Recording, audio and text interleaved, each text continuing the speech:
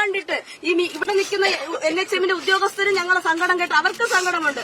അവർക്കൊന്നും ചെയ്യാൻ പറ്റില്ല. അവര് പറഞ്ഞത് നിങ്ങളുടെ ജോലിയിലുള്ള ഭാരം കുറച്ചു തരാനും മറ്റു കാര്യങ്ങളും ചെയ്യാനേ ഞങ്ങൾക്ക് കഴിയുകയുള്ളൂ. ഞങ്ങൾക്ക് അനുകൂലമായിട്ടൊരു നടപടി വേണമെങ്കിൽ അത് സർക്കാർ തന്നെ തീരുമാനിക്കണമെന്നാണ് പറഞ്ഞത്. എന്തുകൊണ്ട് സർക്കാരിന് ഞങ്ങൾക്ക് വേണ്ടി ഫണ്ട് കണ്ടെത്താൻ പറ്റുന്നില്ല? എന്തുകൊണ്ട് ഫണ്ട് കണ്ടെത്താൻ പറ്റുന്നില്ല? ഒരു 4ാം വാർഷികം ആഘോഷിക്കാൻ പോവുകയല്ലേ? അവർക്ക് എവിടെ നിന്ന് ഇപ്പൊ കാശ് വരുന്നത്? ഖജനാവിൽ പൈസ ഇല്ലെങ്കിൽ പിന്നെ അവർക്ക് എവിടെ നിന്ന് അവർ ആഘോഷങ്ങൾ നടത്താൻ കാശ് വരുന്നത്? ഇനി അവർ ഇറങ്ങിപ്പോവാൻ 8 മാസ കാലയളവേ ഉള്ളൂ. അവർ പറയുന്നത് ഫണ്ട് വർദ്ധിപ്പിച്ചുകൊണ്ടിരിക്കുകയല്ലേ. ഇങ്ങനെയാണോ വർദ്ധിപ്പിക്കുന്നത്? അവർ വർദ്ധിപ്പിക്കുന്നുണ്ട്. കറണ്ട്, വെള്ളം, ബസ്, ഓട്ടോ സകലത്തിനും കൂലി വർദ്ധിപ്പിക്കുന്നുണ്ട്. ശ്വസിക്കുന്ന വായുവിന് മാത്രമേ ഇനി ടാക്സ് ഏർപ്പെടുത്താനുള്ളൂ. ബാക്കി സകലത്തിനും അവർ ടാക്സ് ഏർപ്പെടുത്തി അല്ലേ? നമ്മൾ ജീവിക്കുന്നത് ഉത്തർപ്രദേശിലല്ല, മധ്യപ്രദേശിലല്ല. ഏറ്റവും കൂടുതൽ ജീവിത സാഹചര്യങ്ങളും വില കൂടിയ നമ്മുടെ കൊച്ചു കേരളത്തിലാണ്. ഇവിടെ എന്തിനാണ് വില കുറവുള്ളത്? മനുഷ്യന് മാത്രം. അതായത് അധ്വാനിക്കുന്നവന് ഇവിടെ വിലയില്ല.